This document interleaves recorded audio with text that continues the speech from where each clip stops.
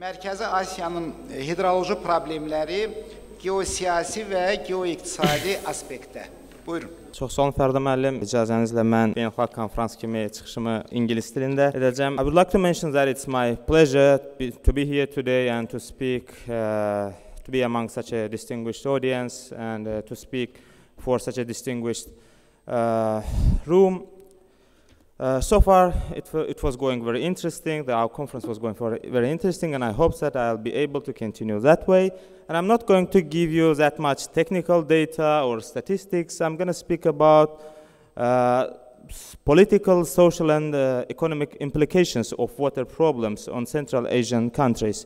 As you can see, the name of my speech will be Geopolitical and Geoeconomic Aspects of Hydrological Problems in Central Asia. This region, this Central Asia, is one of the regions with tensest interstate relations in terms of existence of water-related conflicts. And this situation is so tense that 2 years ago, one of the presidents of the Central Asian countries mentioned that these water conflicts may lead to the interstate warfare in the region. And water problem of distributing these water resources is not only problem itself in terms of not coming to agreement how much water should every party use. It also leads to other kind of conflicts, such as, this region, Central Asia, is a region which is the demarcation and delimitation of borders is far from being completed, and therefore this exacerbation of interstate relations as a result of water conflict, other conflicts such as border skirmishes, occasional killing of soldiers of regional countries, and also sometimes intrastate upheavals and unrest happens as a result of the problem. Here you can see the map of the world in terms of having the water resources originating inside the country. The yellow, dark yellow countries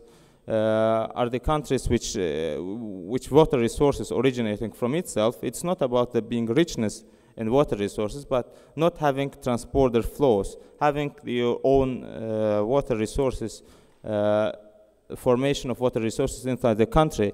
But if you have a look at Central Asian region, we see that 3 countries, Kazakhstan, Uzbekistan, and Turkmenistan, are not not so favorable conditions in terms of this origination of water resources. If you look at Turkmenistan, its red colors says that almost 100% of the water resources are transboundary water resources. On the contrary, 2 other countries of the region, Kyrgyzstan and Tajikistan, have their own water resources originated from their own territory and passing through other countries of the region and flowing into the Aral Sea. This is the map of the Aral water basin. The 2 major rivers, Amudarya and Sirdarya, are the key source of water for the region. 2 countries, Kyrgyzstan and Tajikistan, constitute only 20% of this region. However, 80% of the water flow of these 2 biggest rivers of the region originate from these 2 countries.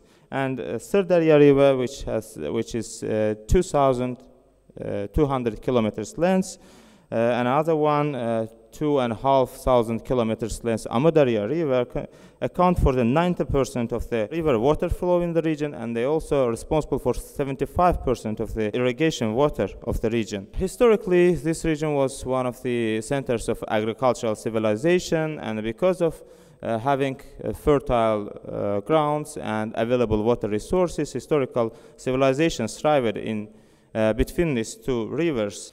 From this map, you can see that the countries having different conditions in terms of using water coming from transboundary sources.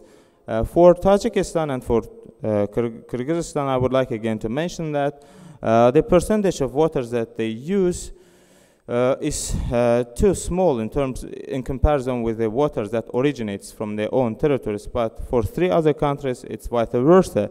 You can see from the red columns that they use mainly transboundary waters. But and now let's speak about these political and economic implications. In order to understand the situation with the water conflict in the region, we have to have a look at Soviet legacy. After the end of the Second World War, Soviet Union started to build irrigation canals in the region in order to increase the arable lands, irrigated lands, and in the course of several years, by 1950, the area of irrigated waters increased 2 times and reached 4.2 million hectares. And the region became one of the major cotton producing center of the Soviet Union. And the Soviet Union created actually here the so-called cotton belt in Tajikistan, Uzbekistan, and Turkmenistan. In order to solve this water issue during Soviet period, there was a unified Central Asian energy system, because water is used for energy production and also for agricultural production. And these upstream countries such as Tajikistan and Kyrgyzstan, they need water during winter period, because winter period is a time when you use energy, electricity, and you gather the collect water in your water reservoirs during summer in order to release it in winter, so that to produce more energy for your own needs. But the downstream countries such as Kazakhstan, Uzbekistan, and Turkmenistan, they needed water for summer period, because you need to have water in summer to irrigate the cotton fields and other kind of agricultural production.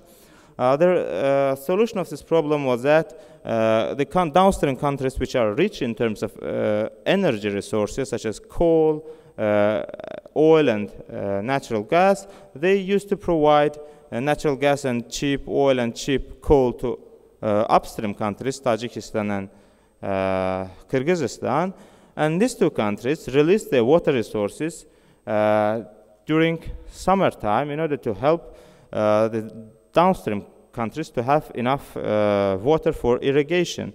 However, the collapse of the Soviet Union also resulted in the cut down of this unified energy system.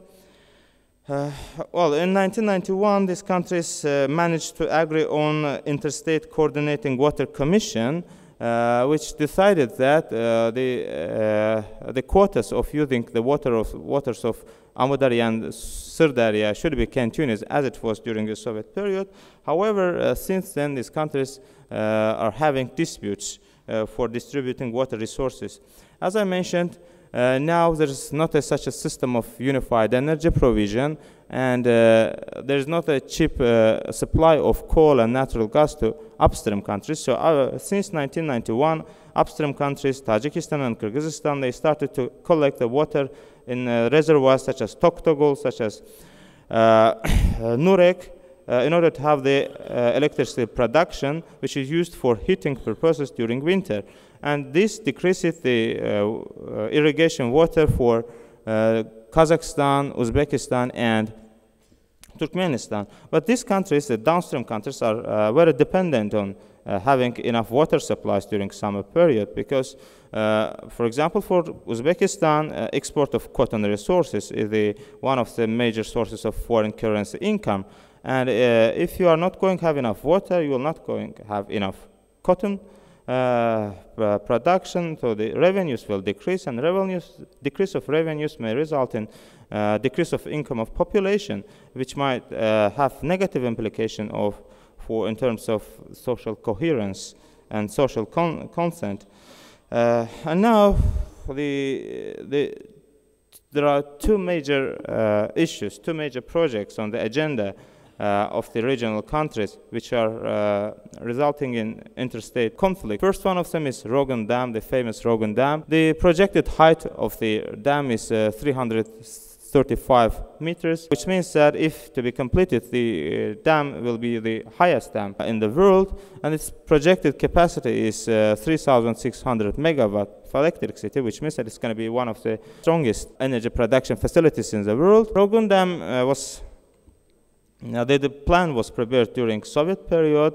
However, the collapse of the Soviet Union did not let to finish the project, and in 1993 the flood destroyed whatever was built there, and now Tajikistan wants to complete it again, and it needs about 3 to 6 billion US dollars in order to complete the project, which of course Tajikistan does not have now, and therefore wants to attract foreign investment.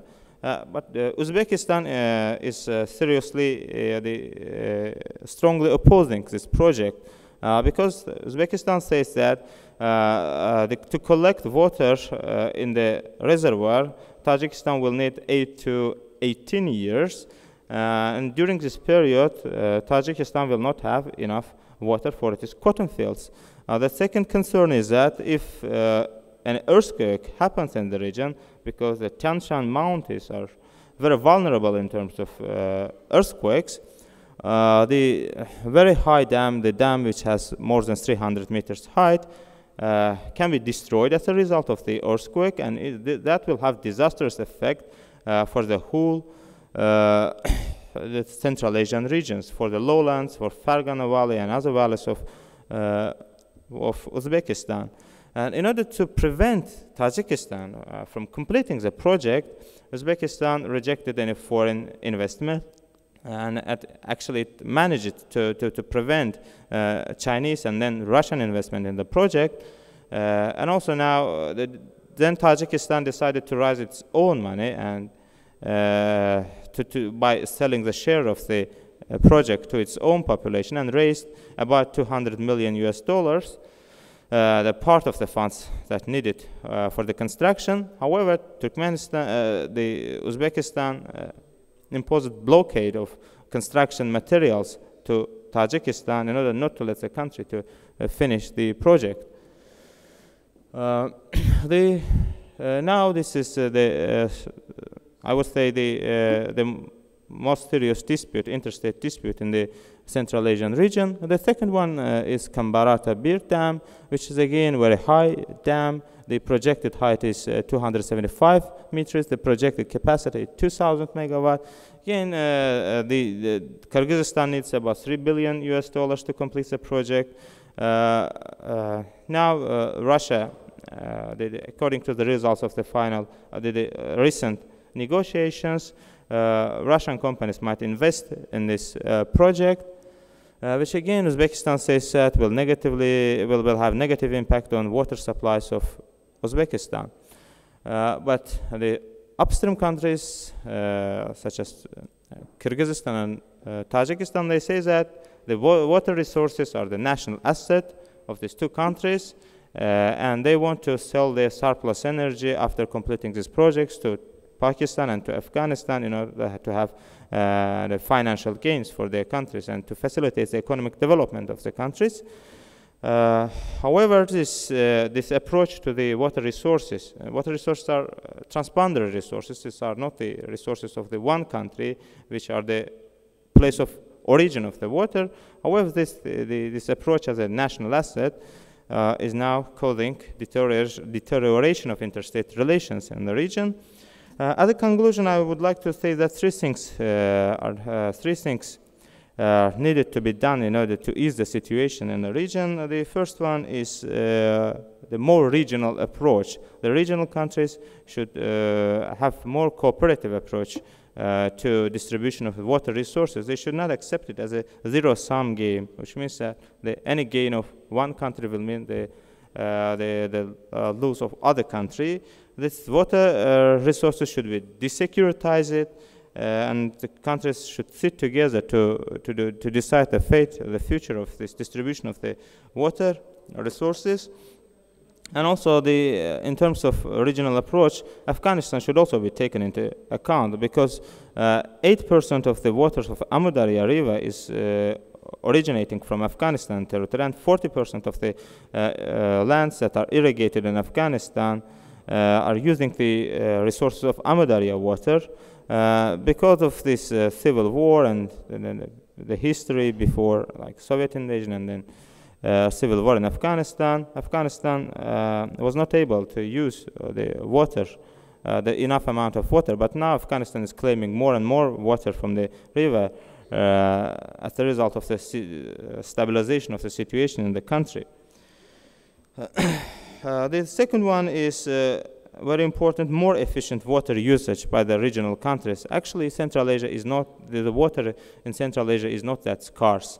Well, we can say that the population is increasing. In 2000, the region had 56 million population. Now it has 66 million population, and it's expected that by 2030, another 10 million population will be added to the overall population of the region, 10 million people. However, the region has enough water resources if they will more effectively use it. So the country should invest their irrigation system to improve it and to save water, which will also result in saving of the arable lands from salination. And the third one is more international commitment to the region. The international community should increase their support to the regional countries by providing them with their know-how in order to increase the effectiveness of using water resources. And secondly, the international community should foster dialogue among the regional countries in order to solve water-related conflicts in the region. Thank you for your attention.